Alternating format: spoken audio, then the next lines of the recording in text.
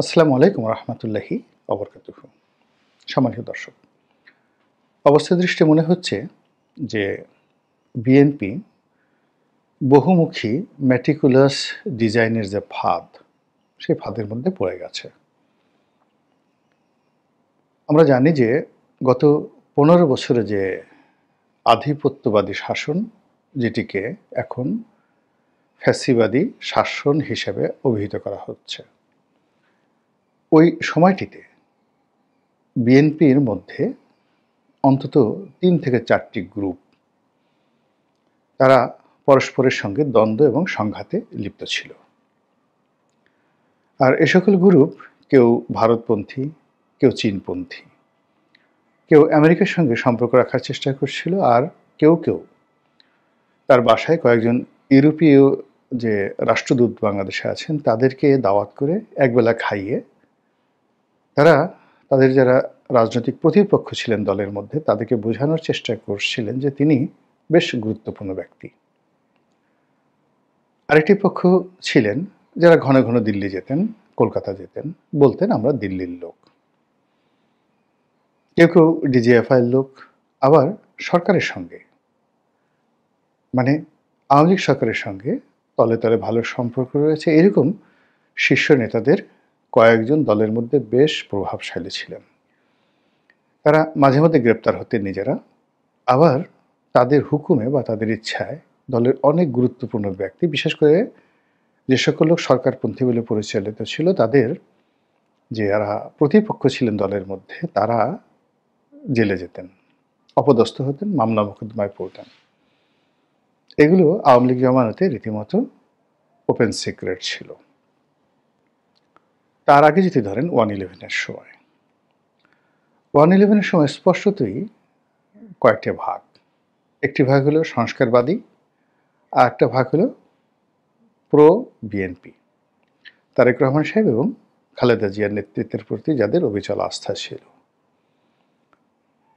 এই দুটো ভাগের বাইরে আবার হাওয়া ভবনপন্থী, তারেক রহমানপন্থী বনাম বেগম খালেদা জিয়াপন্থী, এটা ছিল উপগ্রুপ। এই ছিল 1/11-এর সময়টিতে। আরেকটি গ্রুপ ছিল যারা অ্যাবান্ডেন্ট, দুর্নীতিবাজ, এবং দলের নেতাকর্মী মনে করতো যে এদের কারণে মূলত দলের পতন হয়েছে। এখন যেভাবে সালমান এফ রহমান, আনিসুল হক, এস আলম, সামিদ গ্রুপ, এদেরকে যেভাবে মীর জাফর মনে করছে আওয়ামী লীগের লোকজন, ঠিক একইভাবে 1/11-এর সময়টিতে বিএনপির অনেক নেতাকর্মী, অন্তত চিহ্নিত 50 থেকে 60 জন শীর্ষ এবং জুনিয়র কর্মকর্তা, যাদের বিরাট অংশ বেগম জিয়ার কাছাকাছি থেকে হারিস চৌধুরীর নেতৃত্বে একটা আন্ডারওয়ার্ল্ড গড়ে তুলেছিল। আরেকটি গ্রুপ হাওয়া ভবনের নেতৃত্বে থেকে তারা একটা আন্ডারওয়ার্ল্ড, প্যারালাল আন্ডারওয়ার্ল্ড গড়ে তুলেছিল। তো এদের মধ্যে যে দ্বন্দ্ব, সংঘাত, মারামারি, কাটাকাটিতে বিএনপির যে সর্বনাশ হয়েছে, বিএনপিকে ক্ষমতা হারাতে হয়েছে, এ কারণে বিএনপির নেতা এবং কর্মী টপ থেকে বেগম খালেদা জিয়া এবং তারেক রহমান সাহেবকে বিতর্কের ঊর্ধ্বে রেখে নিচের যারা লেভেল, তাদের সবাইকে আলাদা করে গালাগাল করত। তো এই যে প্রথমে দুটো গ্রুপ, তারপরে দুটো সাব গ্রুপ, আর সর্বশেষ দুর্নীতিবাজ গ্রুপ, এভাবে ছিল 11 পর্যন্ত। তো দুর্নীতিবাজ যে গ্রুপটি, তারা আওয়ামী লীগের জমানাতে অনেকে জেলে ছিলেন, অনেকে দেশের বাইরে পালিয়েছিলেন। কিন্তু এই বিপ্লবের পর সবার আগে, এমনকি জেলখানার দরজা খুলে দেওয়ার আগে, আওয়ামী লীগের যে দুর্নীতি, অনিয়ম, স্বেচ্ছাচার যে জায়গাগুলোতে একেবারে মাখন ছিল, ঠিক সেই জায়গাগুলো দখল করার জন্য ওই যে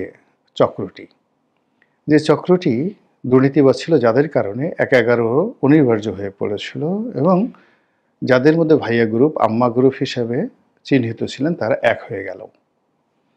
তারা এক হয়ে ওই জেলখানা থেকে যে সকল সন্ত্রাসী বেরোলো, তাদের নেতৃত্ব গ্রহণ করে টোটাল কমপ্লিটলি ব্যবসা বাণিজ্য, চাঁদাবাজি থেকে শুরু করে সব কিছু তারা নিয়ন্ত্রণ করছে টিল নাও। এবং এদের কারণে যাদের সঙ্গে বিএনপির আসলে কোনো যোগাযোগ নেই, এমনকি তারেক রহমান সাহেবের সঙ্গে কিন্তু এদের যোগাযোগ নেই। কয়েকজন দলের পোর্টফোলিওতে আছেন, কিন্তু তারেক রহমান সাহেব হয়তো জানেন না যে তার জানি দুশ্মন এবং তাকে এবং তার দলকে ক্ষমতাচ্যুত করে 1/11 ঘটনার জন্য যারা দায়ী সেই সমস্ত লোকের সঙ্গে দলের এই পদধারী লোকের সংযোগ আছে, এটা এখনো পর্যন্ত তিনি বিশ্বাস করতে পারছেন না। এটা হলো তার ট্র্যাজেডি। তো সেই গ্রুপটি গত 14 মাস ধরে মূলত ফাইন্যান্সিয়াল ম্যাটার, চাঁদাবাজির ম্যাটার যা কিছু আছে, এমনকি দলের মনোনয়ন পর্যন্ত তারা নিয়ন্ত্রণ করছে দলের অন্যান্য প্রভাবশালী নেতাদেরকে ভয় দেখিয়ে, ভীতি দেখিয়ে, লোভ দেখিয়ে। তারা যাচ্ছে না, তারা ডেকে পাঠাচ্ছে, তারা কোথাও যাচ্ছে না, কিন্তু তারা টেলিফোন করছে, তাতে কিন্তু কাজ হয়ে যাচ্ছে অনেকটা সেই আন্ডারওয়ার্ল্ডের ডনের মতো। তো এটা জাস্ট একটা বাস্তব সমস্যা। এর বাইরে গত 14টি মাসে যেটি আমরা দৃশ্যমান দেখতে পাচ্ছি সেটি হলো বিএনপিকে জলে স্থলে অন্তরিক্ষে বন্ধুহীন করার জন্যে, বিএনপিকে জলে স্থলে অন্তরিক্ষে অসংখ্য শত্রু মোকাবেলা করার জন্য বা মুখোমুখি করার জন্য অনেকগুলো ম্যাটিকুলাস ডিজাইন তৈরি করা হয়েছে। প্রথমত হলো পশ্চিমের সঙ্গে বিএনপির যে সম্পর্কটি, এই সম্পর্কটি যেন ভালো না হয়, অর্থাৎ ইউরোপ এবং আমেরিকার সঙ্গে। এই জন্য একটি চক্র কাজ করছে বিএনপির ভেতরে। এই জন্য একটি চক্র কাজ করছে আওয়ামী লীগের, জামাতের, এমনকি সরকার এবং গোয়েন্দা সংস্থার লোকগুলো। ফলে গত 14 মাসে আপনি দেখেন যে ইউরোপীয় ইউনিয়ন এবং আমেরিকার যে দৃষ্টিভঙ্গি বিএনপি সম্পর্কে কতবার পরিবর্তন হয়েছে। দ্বিতীয়ত, বিএনপি সর্বোচ্চ চেষ্টা করেছে ডক্টর মোহাম্মদ ইউনূসের সঙ্গে একটি সৌহার্দ্যপূর্ণ সম্পর্ক স্থাপন করে চমৎকার একটি নির্বাচন করে তারা ক্ষমতায় আসার জন্য, এবং এই বিষয়টিকে তারা যত সহজ মনে করেছিল, জনাব তারেক রহমান সাহেব কিন্তু অতটা সহজ মনে করেননি। তিনি সুদূর প্রবাসে থেকেও যেটি বলার চেষ্টা করেছেন যে এবারের নির্বাচনটা অতীতের যে কোনো নির্বাচনের চেয়ে জটিল মনে হয়। তিনি আরও বলার চেষ্টা করেছেন যে যত সহজে আপনারা ক্ষমতায় যাওয়ার চিন্তা করছেন, পরিবেশটা কিন্তু অত সহজ হবে না। দলের চাঁদাবাজ, যাকে বলা হয় মাস্তান, আজে বাজে লোক যারা ছিলেন তাদের বিরুদ্ধে ব্যবস্থা নেওয়ার জন্য তিনি প্রাণান্ত চেষ্টা করেছেন।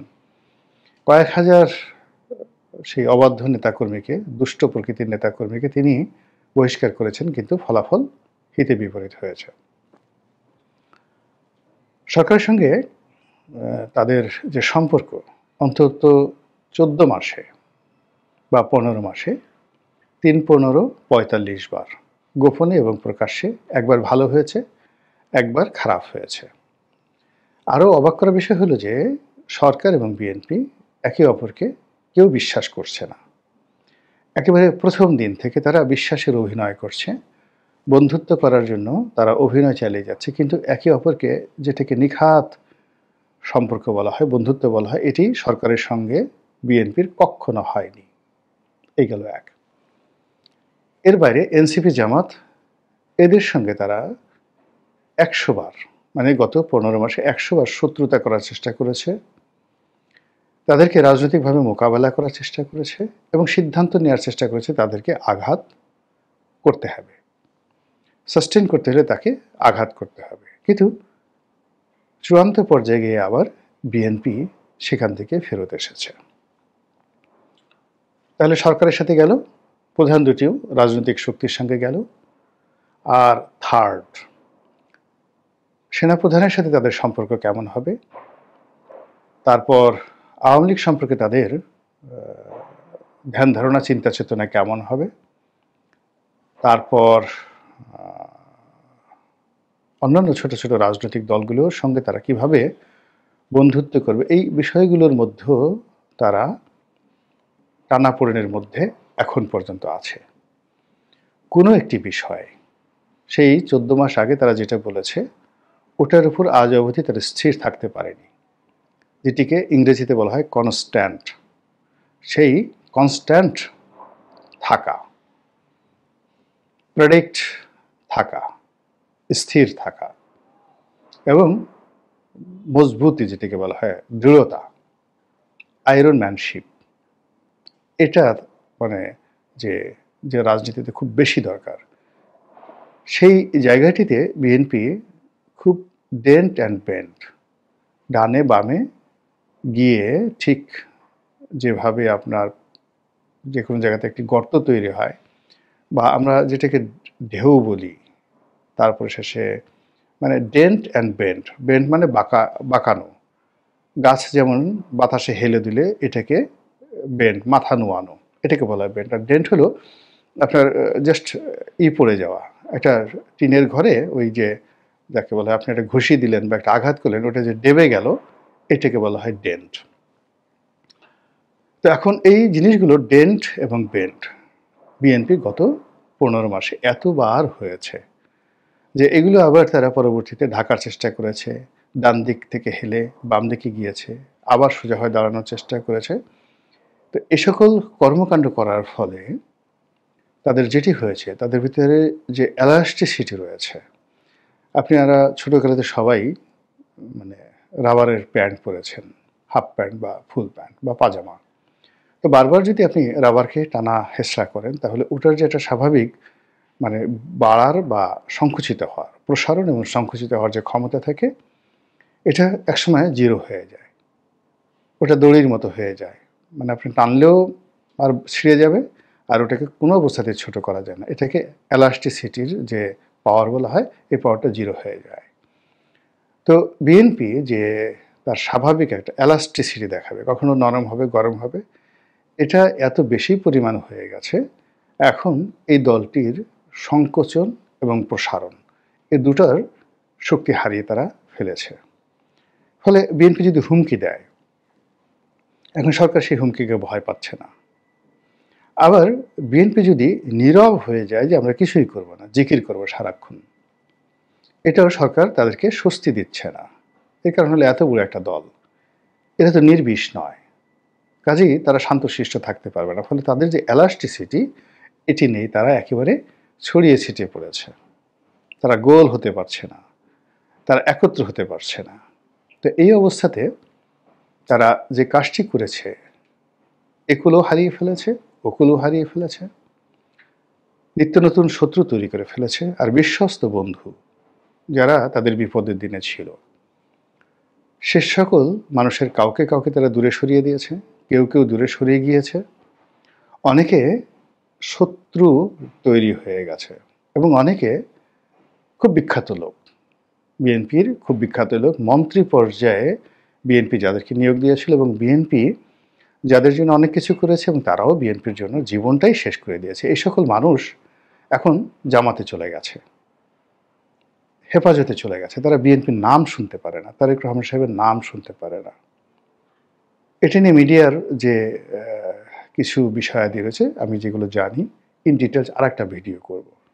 তো কাজে এই যে সবকুল হারানো বিএনপি এখন কোন কুলে গিয়ে শেষ পর্যন্ত আশ্রয় নেয় বা কোন তীরে গিয়ে তারা দাঁড়ায় এবং কিভাবে তারা ক্রিয়া এবং প্রতিক্রিয়া দেখায়, সেটি দেখার বিষয়।